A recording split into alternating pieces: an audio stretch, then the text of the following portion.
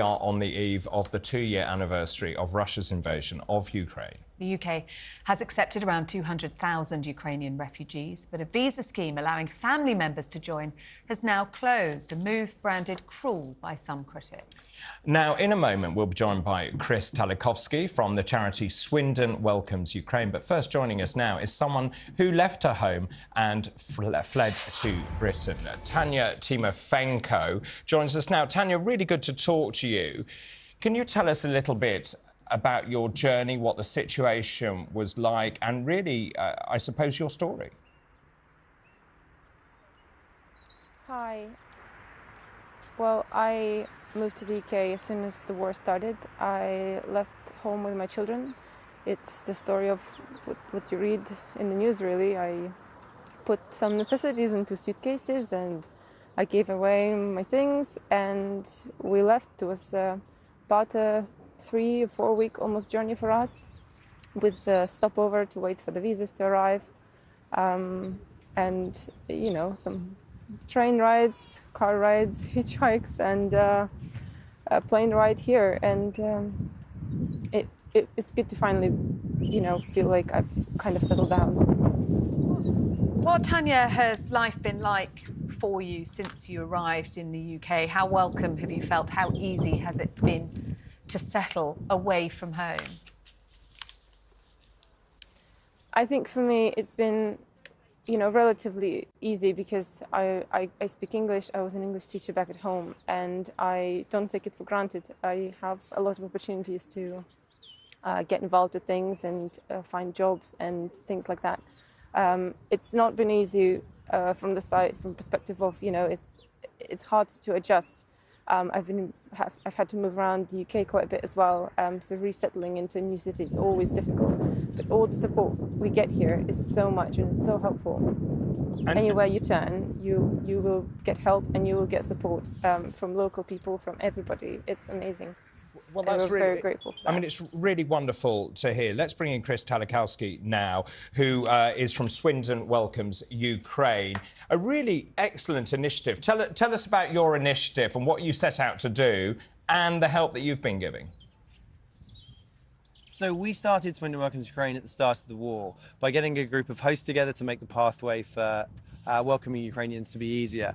And then when the Ukrainians started coming over in Swindon, we've had over 400 now, and we found some natural leaders and they joined our group, and we've been looking after some of the basic needs of those that have joined our community. So from providing English language classes to finding free bikes that we can convert and they can ride around to learning and bringing them together in social environments all the time as well. So it's really about trying to build community from the get-go, from the start of the war, and then creating initiatives like this, community gardens, where we can get them out planting, growing vegetables, being together in the sun, and you know, making good of a pretty terrible situation that they're having to face with their families, many situations back home in a war situation. And Chris, at the start of this war, no one knew how long it was going to go on for, but perhaps couldn't envisage to be entering the third year and at a stalemate. In terms of the visa situation, Ukrainians who came to the UK have now got the chance to apply for an 18-month extension to their visas, but the scheme for family members to come over has now closed. I wonder what you make of that. Well, it's a bit sad they've closed the family situation, the family visas. It's good that they've extended the Homes for Ukraine visas.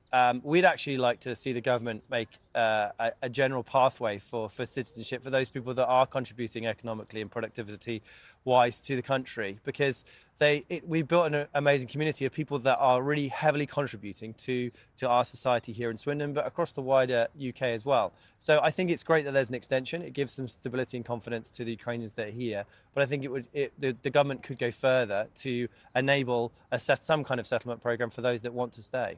And Tanya, if we can come back to you, Chris explained there about Swindon Welcomes Ukrainians. How important are initiatives like this to get you involved with the local community, to actually feel that you have love and support in this country?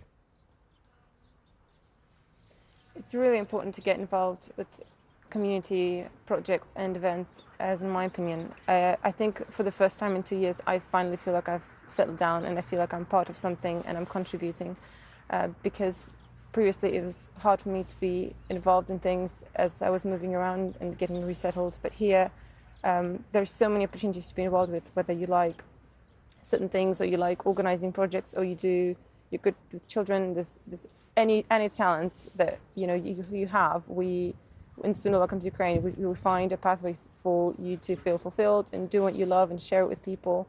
And I think it's so important for people like myself who are displaced now to find a way to feel that kind of fulfillment where they do something and they contribute, because it's so easy to feel lost and just kind of unimportant, or feel like not feel great about yourself, because it's hard to adjust. It is. So initiatives like this help people find their feet, help them do something meaningful and feel good. And Tanya, you're clearly making a life, making a home here, but can you see a day where the situation enables you to be able to return home?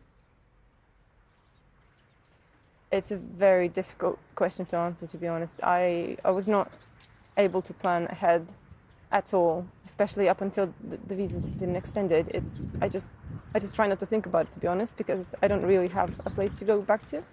And but now that they have, it just feels good to know that I'm good for a few years, just where I am, especially with small children who as they get older especially, it's harder for them to accept change and have to move around.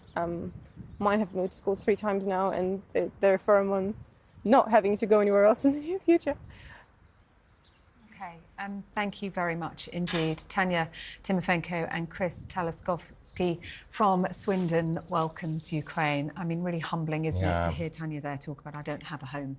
I think what it does is it just explains it on a human level. It's all well to talk about figures and facts and the numbers of people that are here, but you can hear the emotion in her voice there about she finally doesn't have to move. And I think also for the children, knowing they have a future in this country is absolutely somewhere vital. to call home. Yeah.